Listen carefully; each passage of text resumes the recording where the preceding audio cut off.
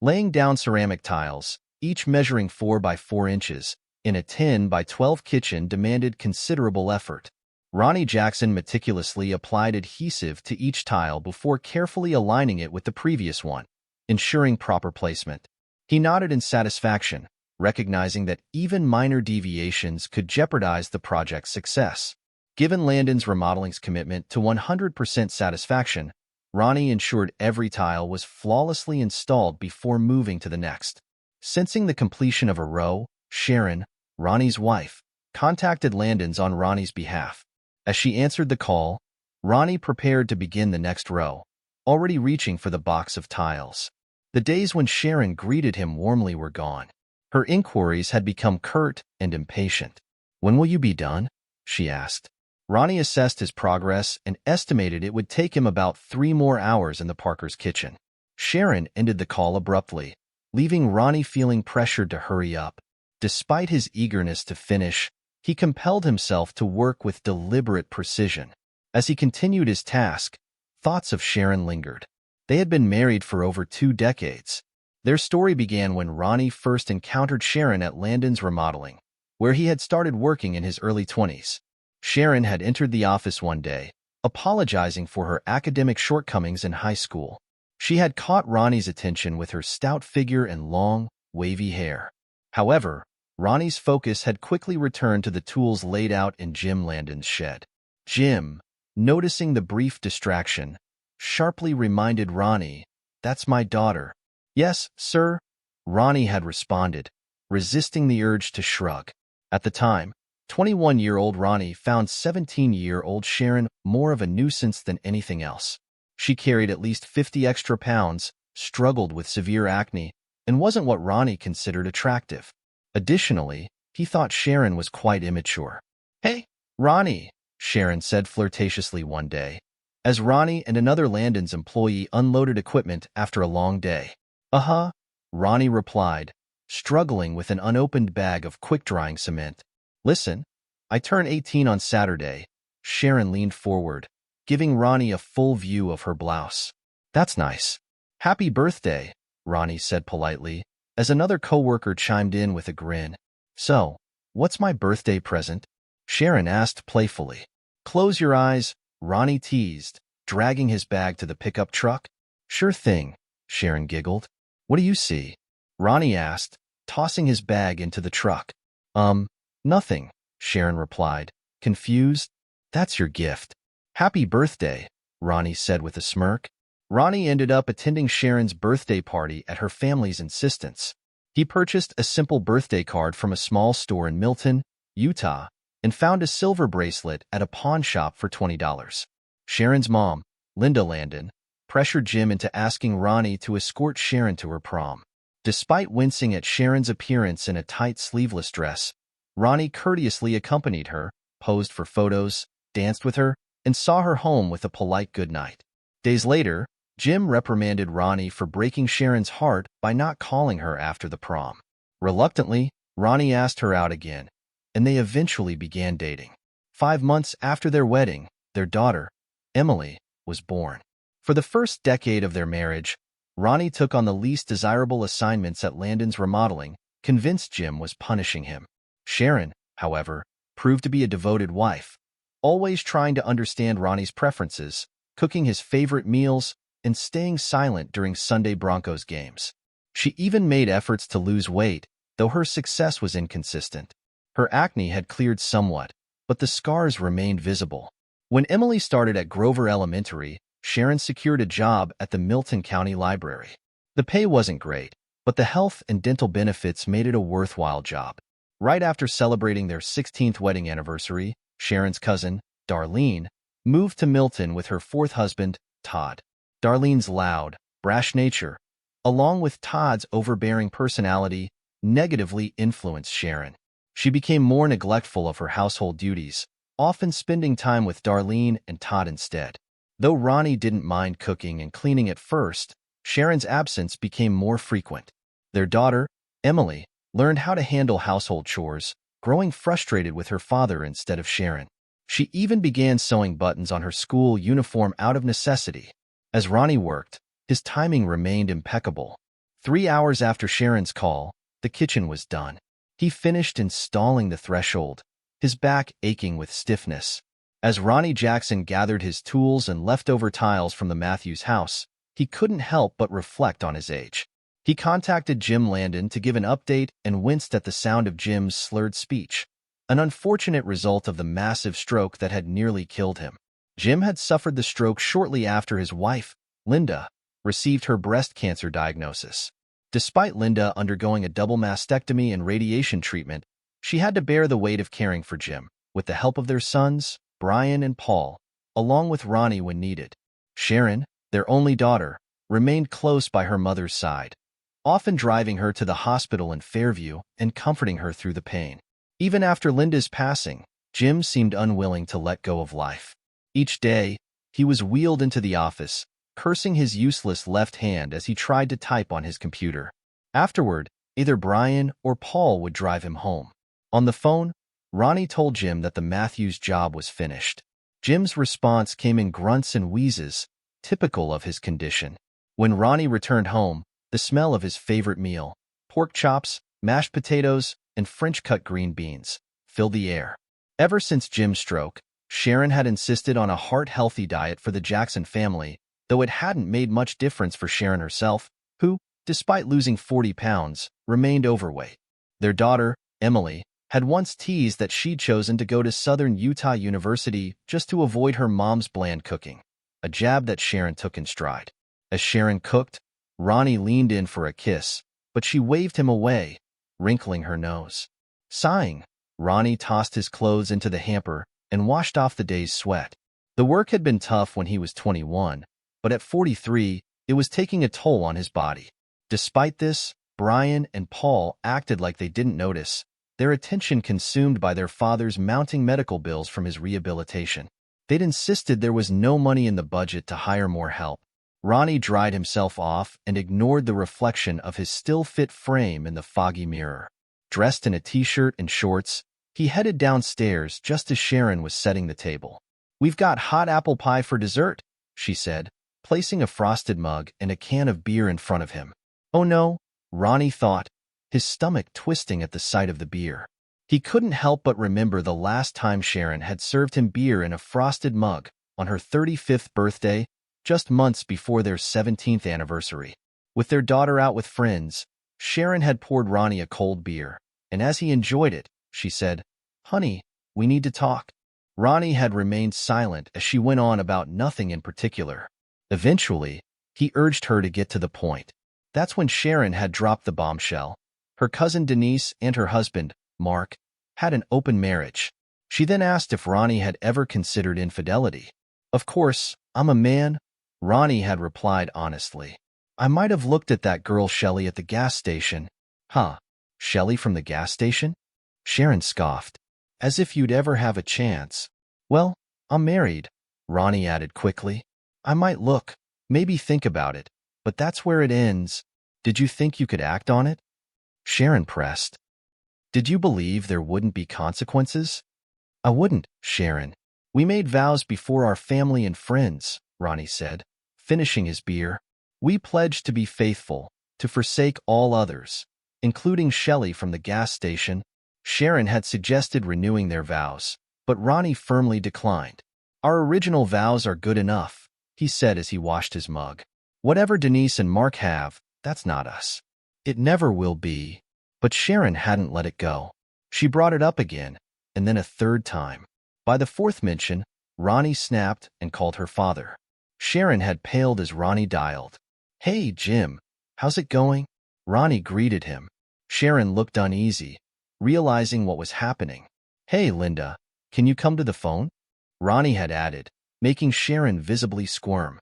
He handed the phone to Sharon. "Tell your mom what Denise told you," Ronnie urged, forcing Sharon to explain herself. When she hesitated, Ronnie firmly held her in place, preventing her from walking away. Flustered, Sharon eventually blurted out some incoherent explanation, ending the call quickly. "You're despicable," she had snapped at Ronnie. "Listen," Ronnie had warned, "mention this open marriage idea one more time, and our marriage is over. We'll get a divorce." Sharon had never brought it up again, much to Ronnie's relief. After that, Denise and Mark, the so-called toxic twins, visited less frequently, and the topic was never revisited. Now, 5 years later, Ronnie watched as Sharon poured his beer, nearly overflowing it with foam. The memory of that conversation lingered in the back of his mind. She wasn't very good at hiding her thoughts. "I'll be 40 next Tuesday," Sharon began, as Ronnie took a bite of his pork chop. "Yes," he acknowledged, swallowing. "I know. And I was a virgin when we met," Sharon added, almost as if testing the waters. "Turning 40 and being a virgin," Ronnie remarked, taking another bite. "The big 4-0, Sharon emphasized. "In all that time, I've only been with one man. Lucky for me," Ronnie quipped. "And you? You've probably been with, what, at least 10 women before me?" Sharon prodded. "Is that fair?" she asked, tilting her head. "Life isn't always fair," Ronnie responded, sipping his beer. "Considering my upcoming birthday and everything I've done for you, for Emily, and for my parents," Sharon continued, "I think I deserve a little freedom. Darlene and I are heading to Las Vegas next week. She found a great deal at a casino." Ronnie kept eating and drinking, his focus half on the conversation and half on the meal in front of him. "While we're there," Sharon went on, "we might meet some guys. You know, not for anything serious, just a date or two. I want to see what it's like with someone else. It might make me appreciate what I have even more." "The sauce is almost perfect," Ronnie commented, still focused on his plate. "What's your take?" Sharon asked, her tone sharp. "I told you. The sauce is nearly spot on," Ronnie replied, deliberately misunderstanding. "Ronnie, this is about me branching out, gaining some experience," Sharon retorted, frustration in her voice. "So, you're suggesting being unfaithful?" Ronnie asked, finally meeting her gaze. "I've made up my mind," Sharon declared. "You can either support me, or we get a divorce. Your choice." "I'll initiate the divorce," Ronnie stated bluntly, pushing his empty plate away. "By the way, do we have any ice cream to go with this pie?" "Wait," Sharon said, taken aback. "Divorces cost a fortune. We can't just jump into that. What's there to discuss?" "You've clearly decided everything," Ronnie said, his tone growing more agitated. "You and your cousin are heading to Vegas. You're not asking me. You've already chosen. Forget the fact that we've got bills piling up.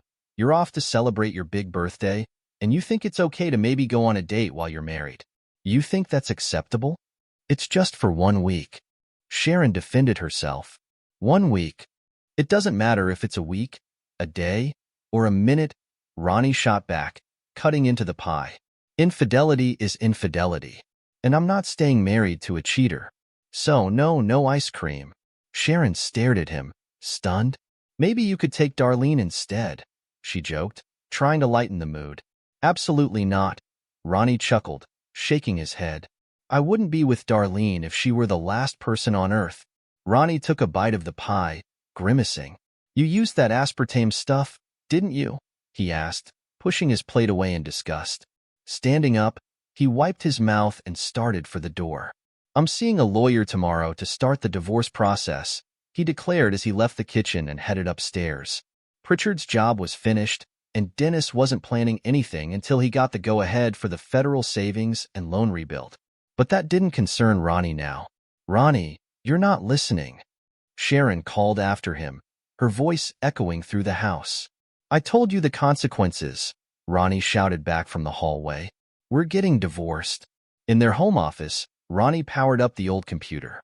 It was outdated, but it still worked well enough to get online. After a quick search, he found Penny Barnes' website and filled out her online form. Soon after, he received a call confirming his appointment for the next morning at 10 o'clock. After Sharon finished cleaning the kitchen, she went upstairs and slipped into bed. She tried to get close to Ronnie, but he pulled away. "No, thanks," he said, turning his back on her. "Good night." Ronnie woke up at 5:30 the next morning, his usual time. Even though he didn't have work that day, his internal clock never failed him. He quietly left the bed, closed the bedroom door behind him, and went down to the kitchen. After brewing some coffee, he checked his email. One message from Penny Barnes' office outlined the documents he needed to bring to their 7 o'clock meeting. He debated having a second cup of coffee, but decided against it when he heard Sharon moving around upstairs. She could make her own. No, no. I told him to give it to me. Sharon's voice drifted down the stairs as she talked on her phone. When she reached the kitchen and saw Ronnie sitting calmly, reading the news on his phone, she let out a shriek, quickly ending her call. What are you doing here? Sharon asked, startled. Dennis hasn't received the green light to start on the savings and loan rebuild, so I'm free today, Ronnie replied nonchalantly. The grass is too damp to mow, so I caught up on the news. Did you hear? Burns & Burns is thinking about opening a second location.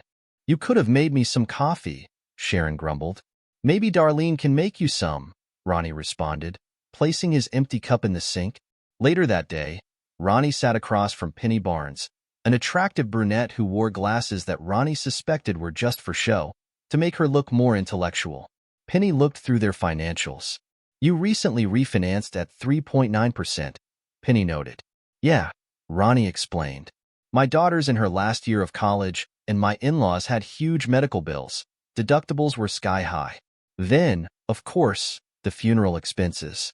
Landon Remodeling nearly went under after a couple of jobs went over budget because Paul didn't time the orders right. Penny nodded, reading further. So, Mr. Jackson, how do you think divorcing your employer's daughter will affect your job? I plan to end the relationship, Ronnie stated, a faint smile appearing. But Sharon's job at the Milton County Public Library shouldn't be at risk, Penny speculated. By Friday, Dennis still hadn't received approval to start the federal savings and loan renovations, and Ronnie was at home, finishing some of his own projects, when Sharon called. What's this? What kind of scam is this? Sharon shouted as Ronnie picked up the phone. Oh, you've got the papers? Ronnie asked calmly. What's the issue with the first-floor bathroom? You mentioned something needed fixing, but I still can't figure out what the problem is. The lock is sticking, Sharon snapped. We'll talk about it when I get home. No, we've already had that talk, Ronnie said firmly. Talking hasn't helped, especially when you seem more interested in listening to Darlene than to your own husband. I'm done talking. Wait, I don't want a divorce, Sharon pleaded. And I don't want to be married to someone unfaithful, Ronnie shot back. Anything else? No. Goodbye then, Sharon said, her voice shaky. Ronnie declined her follow-up call. Moments later, Jim Landon's number flashed on Ronnie's phone. He set down his screwdriver and answered. Hello. Jim's voice erupted into a mix of frustrated sounds and curse words. Ronnie was surprised by the range of profanities he could make out as his father-in-law demanded to know what was happening between Ronnie and Sharon. It's pretty simple, sir, Ronnie began, keeping his tone steady. Darlene and her husband practice an open marriage, and they've influenced Sharon to think about it. I told her I'm not interested in that. Last night, she gave me an ultimatum. Accept it or divorce. So, I chose divorce. Jim tried to argue, using emotional appeals to change Ronnie's mind. Sir, I appreciate your concern, Ronnie lied, but you have 3 sons and a daughter. This issue should be their responsibility, not mine. Besides, why would I want a business that's been losing money for the past 3 years? He muttered under his breath. Later that day, Sharon came home with backup. Ronnie had expected this and stayed quiet as Darlene and Gary launched into their speeches. You see, Ronnie, we're secure in our marriage, Gary smirked. Darlene can have friendships outside of it. As long as she comes back to me, right? That's right, Darlene added. No secrets. It's actually brought us closer. Well, that clears things up, Ronnie said with a sarcastic smile. Sharon, Darlene, and Gary grinned, thinking he was agreeing. Actually, Ronnie said, standing up from the couch, after our divorce, Sharon, feel free to share your life with whomever you like. Oh, what's this? Gary said smugly. Just because you feel insecure, you think Sharon should hold back her talents and desires? Ronnie smiled wider, flashing all his teeth. He walked toward the living room exit, facing the stairs. If that makes you feel better, Gary, believe what you want, he said, leaving the room. That night, Sharon tried to initiate closeness again. Rest up, Sharon, Ronnie said with a grin. You've got a busy day tomorrow, don't you? As usual, Ronnie woke at 5:30 a.m. the next morning and left the bed without caring if his movements disturbed Sharon. He went downstairs, brewed coffee, and sipped it while reading the news on his phone. He found himself scoffing at the national headlines. These politicians should try living by the same standards they set for everyone else. No lifetime perks, just Social Security. And private health care? Nope, let them deal with the same insurance as everyone else, he muttered. At 11 a.m., Gary knocked on the door. Ronnie answered, blocking Gary from entering with a firm hand. What's up? Ronnie asked. I'm here to pick up Sharon for the airport, Gary explained, trying to push his way in again. I'll let her know you're here, Ronnie replied, nudging Gary back and shutting the door. He returned to his sitcom while Sharon packed. A few minutes later, Sharon came downstairs, dragging her suitcase. Why didn't you tell me Gary and Darlene were waiting outside? She demanded. Oh, right. Gary and Darlene are here, Ronnie said, focusing back on his show. Must you act so immaturely? Sharon snapped, leaning in toward him. But Ronnie sidestepped, leaving her to kiss empty air. We'll discuss this when I return, Sharon stated. No, we won't, Ronnie responded calmly. After watching his sitcom and enjoying a good meal, Ronnie spent the afternoon painting the front door a pale yellow, which complemented the red brick exterior of the house. He chuckled as their cat, Samson, meowed from the garage. I'll let you out once the paint dries, buddy, Ronnie assured the cat. Samson was well taken care of with food, water, and a clean litter box. Upstairs, Ronnie canceled their shared credit cards. He wasn't sure if Sharon had her own, but he wasn't about to support her questionable choices or her cousin's extravagant lifestyle. He accessed Sharon's personal bank account and withdrew half of the balance. He did the same with their joint account, where he had been the primary contributor. Using the bank's website, he opened a new account solely in his name and transferred the funds there. He also removed his name from the utilities and cable TV accounts through their online services. Ronnie shrugged off an email from Milton County Power and Light, which stated the cancellation would take effect at the end of the billing cycle. Doesn't matter, Ronnie muttered at the screen. His stomach growled, and he thought, time for Sloan's Pizza. Charlotte never let me eat there. Maybe I'll drop dead from a heart attack, he mused. He ordered a pizza and a draft beer, enjoying the thought of indulging in what Sharon had never approved of. When the waitress, though a bit overweight, smiled and tapped his wedding ring with her long nail, Ronnie glanced at it, his mood turning sour. He thanked her, left a tip, and headed out to his truck. After some effort, he removed the ring and placed it in the cup holder. Forever love, Sharon, he said out loud. Guess that ended today.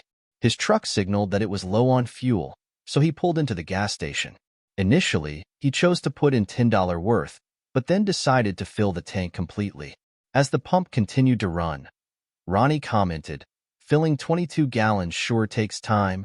He wandered into the nearby convenience store and picked up a six-pack of Budweiser. As he passed another set of refrigerators, he noticed containers of ice cream. He grabbed a pint of strawberry and headed to the counter.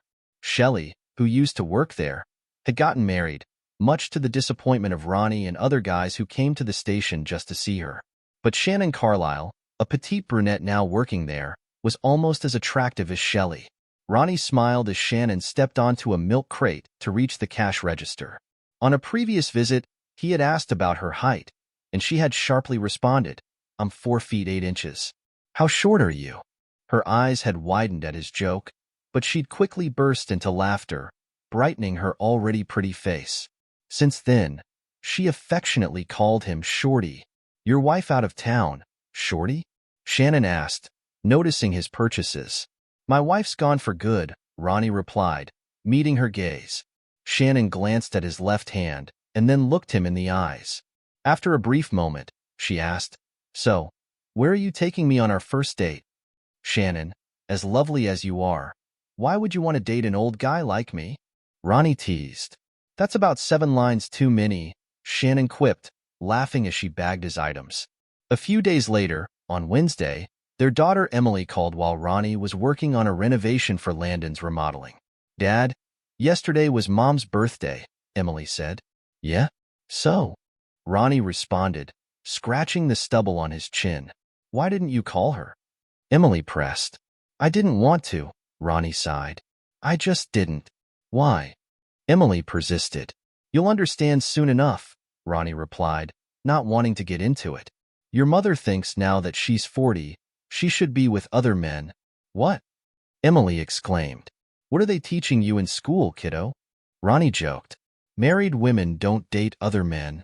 That's old-fashioned, Dad. Emily laughed. Goodbye, Emily, Ronnie said, ending the call. 10 minutes later, Sharon's number appeared on his phone. Even though he recognized the caller, he answered. Landon's remodeling. Hi, Ronnie, Sharon greeted, her tone more serious. So, how's it feel being 40? Ronnie quipped. This isn't a joke, Ronnie, Sharon snapped. I agree, it's not funny, Ronnie said, his tone flat. And you're welcome for canceling the credit cards, by the way. Thanks for that, Sharon said sarcastically. Anything else? My birthday was yesterday, she added, sounding hurt. Why didn't you call? I didn't want to, Ronnie replied bluntly. Maybe whoever you're with would have wished you a happy birthday. Grow up, Ronnie, Sharon retorted. Really, Sharon? Adults honor their commitments and respect their vows, Ronnie responded coldly. Who's Melissa Kirk? Sharon asked, clearly trying to change the subject. Remember Melissa Strom? She married Lucy Kirk, the bank manager, Ronnie clarified. Anyway, she works at Gold Standard Real Estate now, and she's got this adorable redhead on staff who's helping us sell the house. She's confident we'll find a buyer soon. Buyer? Sharon exclaimed, stunned. We're not selling the house. Can you really afford to be surprised? We have a second mortgage to settle, and Melissa says we'll likely need to bring some cash to the table, Ronnie replied. We're not selling the house. Sharon shouted. I've already stored all your furniture at Easy Warehouse, Unit 212, right off Independence Road. Your dad has the key, Ronnie said, ignoring her outburst. Oh, Lord. Ronnie, I need to get home.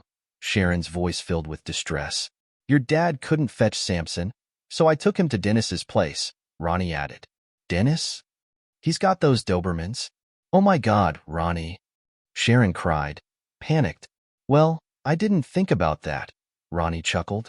No wonder Dennis was so eager to adopt the cat.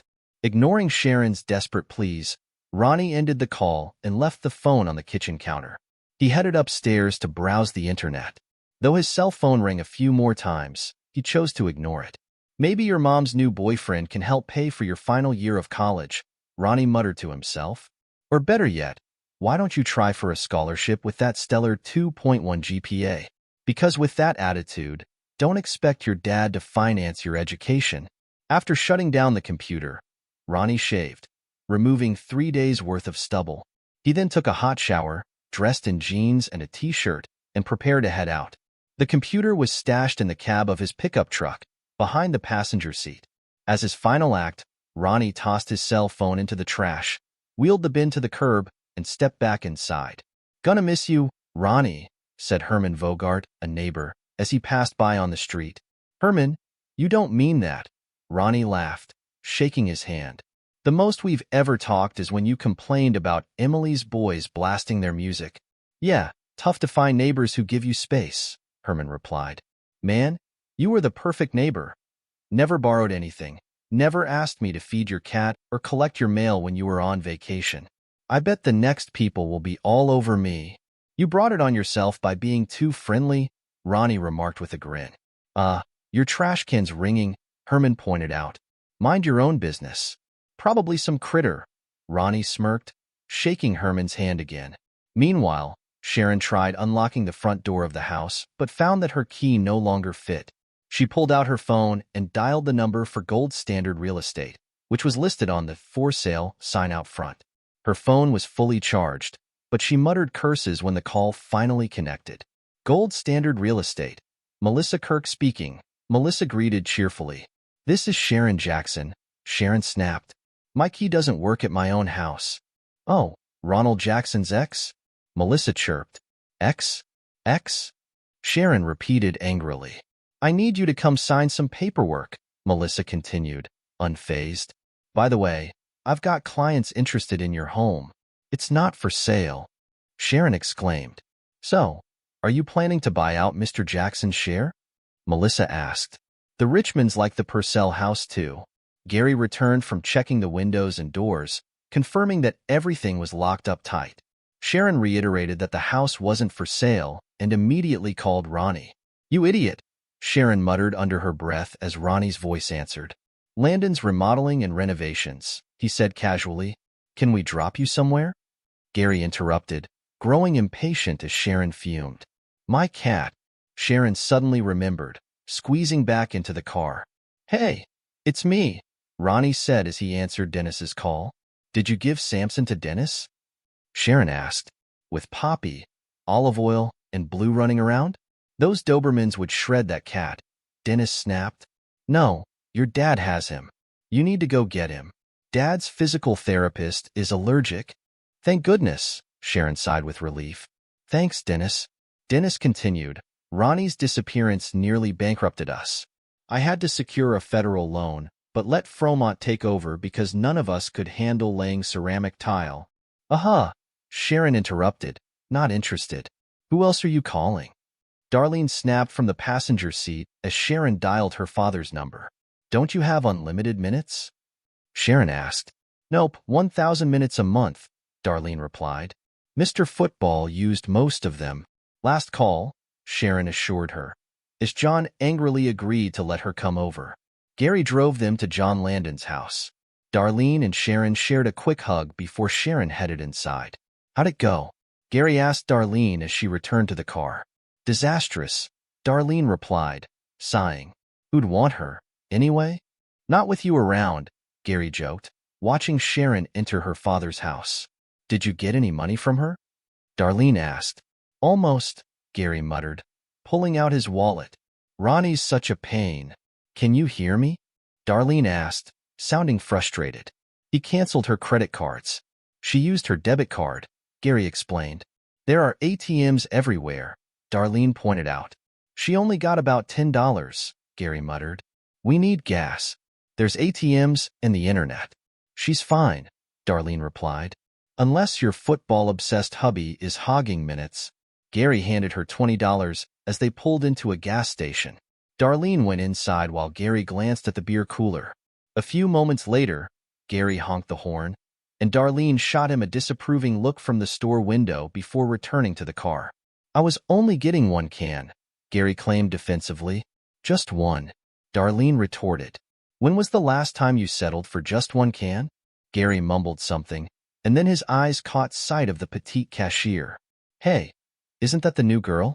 How does someone that small have such a prominent chest?" "She's petite, so it looks bigger in comparison," Darlene corrected him. "Let's just get the gas, Gary." Inside John's house, Sharon endured her father's furious tirade. Since his stroke, John's language had become increasingly crude, and he didn't shy away from using harsh, offensive words to describe people. "When was the last time you looked in the mirror, huh?" John sneered. "Fat pig. Your face looks like it was hacked up with an ice pick." "Dad," Sharon exclaimed, deeply hurt. "Turning 40? Big deal." "Women hit 40 every day," John grumbled. "But not all betray their families at 40. John gestured toward a pile of legal documents on the coffee table as Samson entered the room. "You'll need a lawyer," he muttered. "And by the way, you need to clean out that cat's litter box." "Good Lord," Sharon sighed, exhausted. "I don't know what that cat eats, but it stinks to high heaven," John muttered. "You're back in your old room," John said gruffly. "I hope betraying us was worth it. Do you hear me? I hope it was." 40 years old and still making foolish choices. Later that night, lying in her childhood bed, Sharon stared at the wallpaper she and her mother had picked out when she was 8. Samson lay still as she switched off the light, staring into the darkness. The week of her 40th birthday had started off on a high note. The flight to Vegas had been smooth, and Sharon remembered watching the city lights come into view as they descended. After checking into the hotel, she and Darlene tried their luck at the roulette table before heading to dinner. Sharon felt humiliated when the waiter informed her that her credit card had been declined. The second card met the same fate. With a stern expression, the manager brought back her third card. Thankfully, her debit card went through, but when she checked her bank account, she discovered the balance had been halved. Both she and Darlene immediately blamed Ronnie, thinking he had way overstepped. Come on, Sharon, Darlene urged. We're in Vegas. We can't let this spoil our fun, right?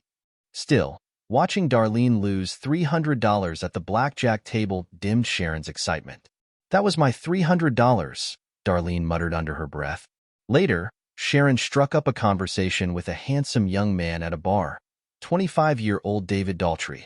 They ended up heading to her hotel room, but it was over in 4 minutes. 4 minutes? Darlene quipped when Sharon told her later. That's rough. Sharon caught David attempting to steal her wallet from her purse. Meanwhile, Darlene lamented her $100 daily limit, grumbling that Lady Luck wasn't on her side. My $100 seemed to disappear the minute I left the room, Darlene joked, though Sharon wasn't in the mood to laugh. On Tuesday night, Sharon's actual birthday, she approached another young man, hoping for a better connection. But he smirked and said, "Lady, if I wanted to be with a 300-pound woman, I'd stay home with my wife." He suggested she check out a nearby convention for the blind, mocking her appearance. Feeling hurt, Sharon took the elevator back to their room, but the "Do Not Disturb" sign was hanging on the door. Groaning, she spent hours sitting in the hotel lobby coffee shop, eventually messaging Darlene about heading back home. Back in the room after a shower, Sharon slipped into lingerie and lay on the bed, staring at the ceiling. She noticed Ronnie hadn't called or texted for her birthday. Tracy hadn't called either, but had sent a birthday text. Sharon felt the sting of her husband's neglect, though she appreciated birthday wishes from Dennis, Brian, and Paul. The next morning, Darlene grumbled about their budget, hinting that she had covered the cost of their flight and hotel. By Saturday, Sharon contemplated ending her relationship with Darlene due to the constant complaints. But since Darlene held the airline tickets, Sharon kept quiet. Now, back in her childhood room, Sharon sighed deeply.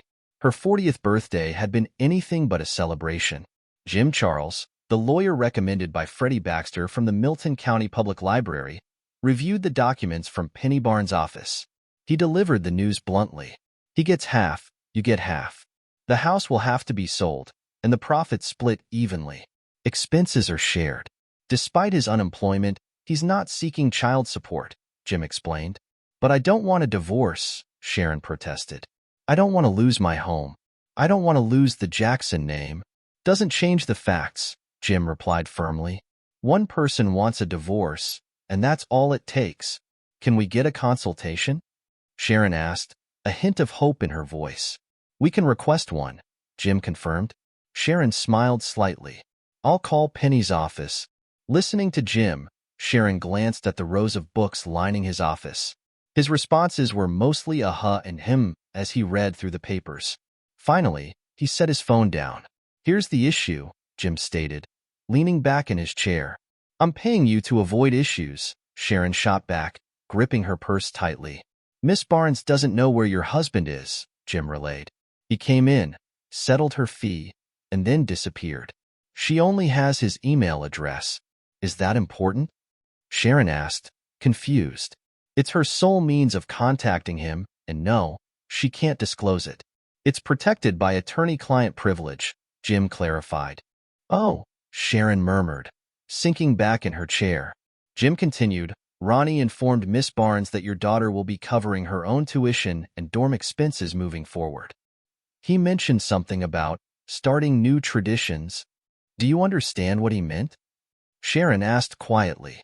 No, Jim admitted, but I suspect Tracy might. Sharon bypassed her 41st birthday without much fanfare, dressing for work and leaving her room. Her father sat in his usual chair, his hands limp in his lap. She planted a quick kiss on his cheek. Anything you need before I head out? Sharon asked, trying to inject some cheer into her voice. No, John mumbled, barely looking up. All right, I'm off. Take care of Samson. Okay, she said with forced brightness. Everything's fine. My 2 main guys will be good, right? Got it, John responded. His words mixed with grunts and muttered curses. Sharon commuted to work, following the familiar route from her dad's house to the library. Her phone buzzed, but she waited until she parked to check it.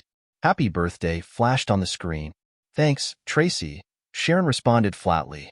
Thrilled for my birthday, just brimming with joy, she thought sarcastically as she put the car in park and headed into the library. Charlotte acknowledged Tracy's birthday greeting, but felt a lingering sense of invisibility. Despite shedding 25 pounds since turning 40, no one seemed to notice. She had felt overlooked ever since Ronnie left. Not long after Ronnie's departure, Charlotte began to see the true nature of Darlene and Gary's so-called open marriage. It was clear that financial constraints held them together, forcing them into a loveless arrangement, merely coexisting as roommates in their trailer. There were no signs of affection between them. In contrast, Charlotte remembered Ronnie's warmth, the way he used to kiss her after she made his favorite meals. But ever since she announced her solo Vegas trip for her 40th, Ronnie's affection had dwindled, their last encounter ending with him evading her kiss. An hour after receiving Tracy's text, Charlotte's phone rang with a message from her boss questioning her tardiness. She stepped out of her car, feeling dazed, and walked toward the rear entrance of her workplace, trying to shake the sense of loss and confusion. Meanwhile, Tracy received a follow-up thank you text from her mom for the birthday wishes, along with a picture of a newborn baby girl. The message read, Annette Barbara Jackson, 6 pounds 4 ounces, 17 inches. Tracy glanced at the text and found it ironic that her mom and younger sister now shared a birthday. She doubted her mom would find the humor in it, and she wasn't even sure if her dad had remembered. Back in Texas, Ronnie was on the phone, juggling multiple tasks at once. Becky McMahon, a client, called to discuss flooring options, and just as Ronnie was helping a couple choose between hardwood floor colors, a familiar voice broke through the line. "Hey, Shorty," Shannon teased. "Pardon me?" Ronnie said, laughing as he signaled Bobby to assist the couple. He moved toward the wall phone, scanning the floor for his next task while waiting for an update from Samuel D. about a potential exclusive flooring contract. "Guess what, Mr. Shorty?" Shannon's voice rang through the receiver, playfully. "What is it this time?" Ronnie asked, amused. "Looks like you and your 7 inches are about to make me a mom again," Shannon teased. "Again?" Ronnie asked, caught off guard.